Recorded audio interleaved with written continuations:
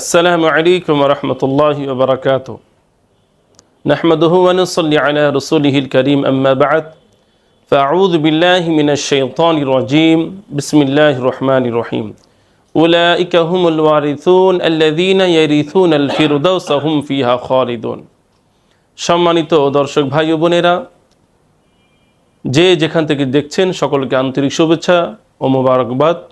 বিষয়ভিত্তিক আলোচনায় আপনাদের সকলকে স্বাগতম।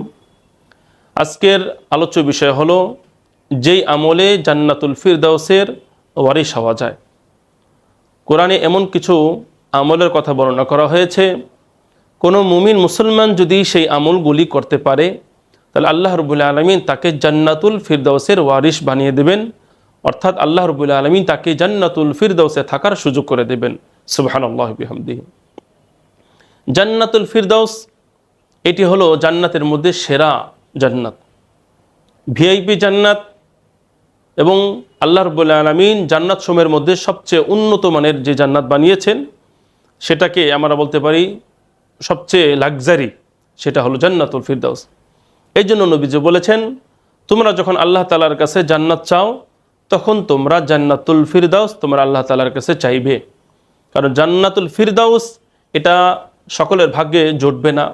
জান্নাতে সবাই যাবে, কিন্তু জান্নাতুল ফিরদাউস এটা আল্লাহ রাব্বুল আলামিনের কেবলমাত্র খাস বান্দারাই সেখানে যেতে পারবে।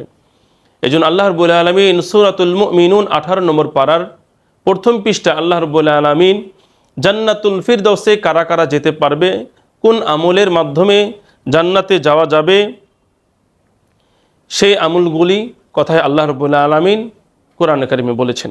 আমরা এক একটি আমল একটু বিস্তারিত আকারে ইনশাআল্লাহ আপনাদের সামনে উপস্থাপন করব। এক নম্বর আমল আল্লাহ রাব্বুল আলামিন বলেন, কদ আফলাহাল মুমিনুন আল্লাযীনা হুম ফি সালাতিহিম খাশিউন।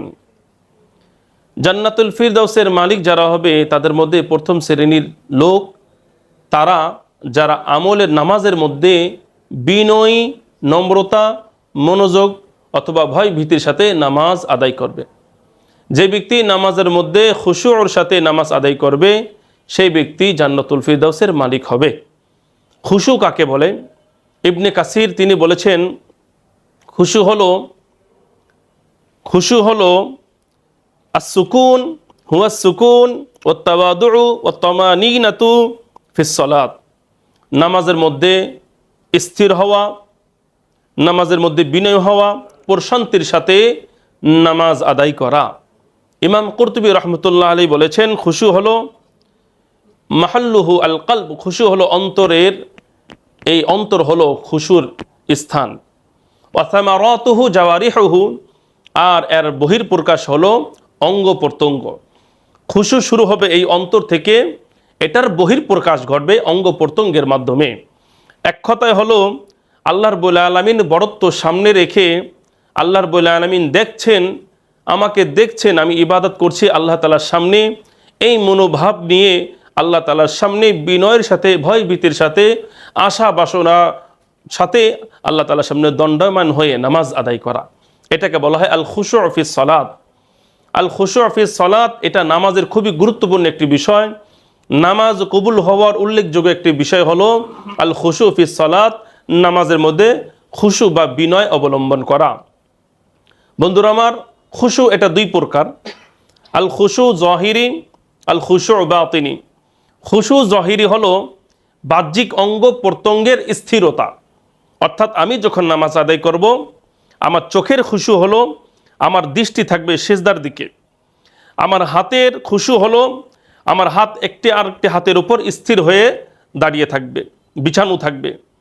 পায়ের খুশু হলো দুটি পাও স্থিরভাবে দণ্ডায়মান সোজা হয়ে দাঁড়িয়ে থাকবে, এমন যেন না হয় দুটি পাও কাঁপাকাঁপি করছে, বডি কাঁপাকাঁপি করছে, মাথা দৃষ্টি এগুলো কাঁপাকাঁপি করছে।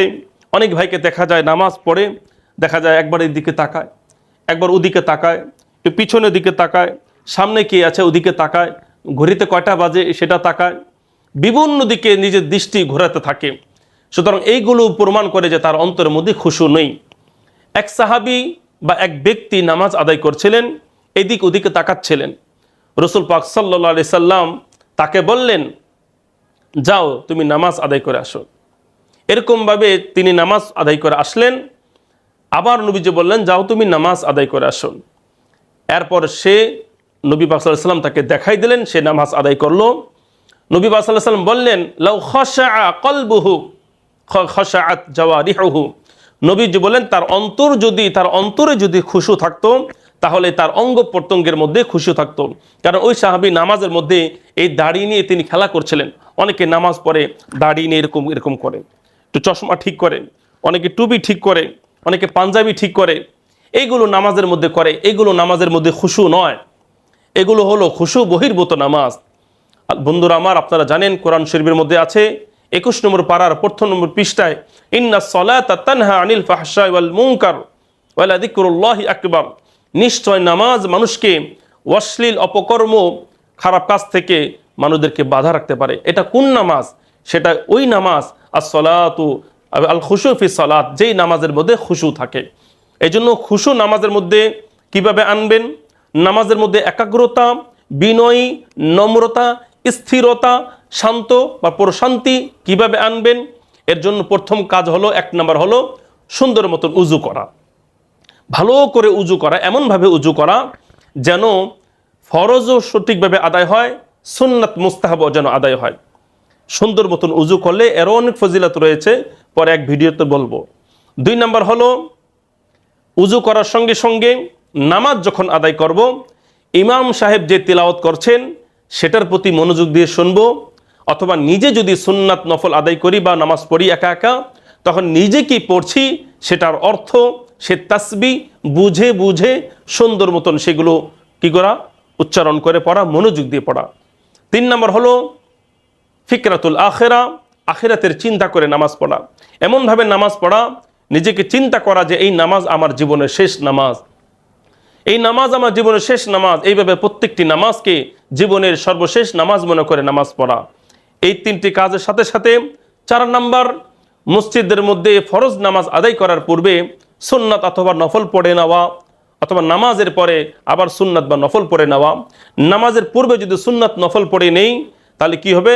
ফরজ নামাজের মধ্যে পূর্ণ একাগ্রতা চলে আসবে। এরকমভাবে বন্ধুরা আমার 5 নম্বর হলো দোয়া করা, আল্লাহ তাআলার কাছে দোয়া করা, আল্লাহ তুমি আমাদেরকে খুশু দান করো। এই খুশু, নামাজের মধ্যে খুশু অনেক গুরুত্বপূর্ণ বিষয়, এই জন্য আল্লাহ তাআলার কাছে দোয়া করতে হবে। সেই দোয়াটা কি? দোয়াটি মুসলিম শরীফের 2722 নম্বর হাদিসের মধ্যে দোয়াটি আছে। দোয়াটি হলো, আল্লাহুম্মা ইন্নী আউযু বিকা মিন কলবিন লা ইয়াখশা। আবার বলছি, আল্লাহুম্মা ইন্নী আউযু বিকা মিন কলবিন লা ইয়াখশা। আল্লাহ তুমি আমাদেরকে এমন অন্তর দান করো যেই অন্তরের মধ্যে বিনয় থাকে, এমন অন্তর দান করো না যে অন্তরের মধ্যে বিনয় থাকে না। বন্ধুরা আমার, জান্নাতুল ফিরদাউসে ওয়ারিশ হওয়ার জন্য যে আমলগুলি দরকার তার মধ্যে একটি আলোচনা আমি করলাম, সেটা হলো নামাজের মধ্যে বিনয়ী বা খুশু অবলম্বন করা। আল্লাহ আমাদের সকলকে তৌফিক দান করুক, আমিন।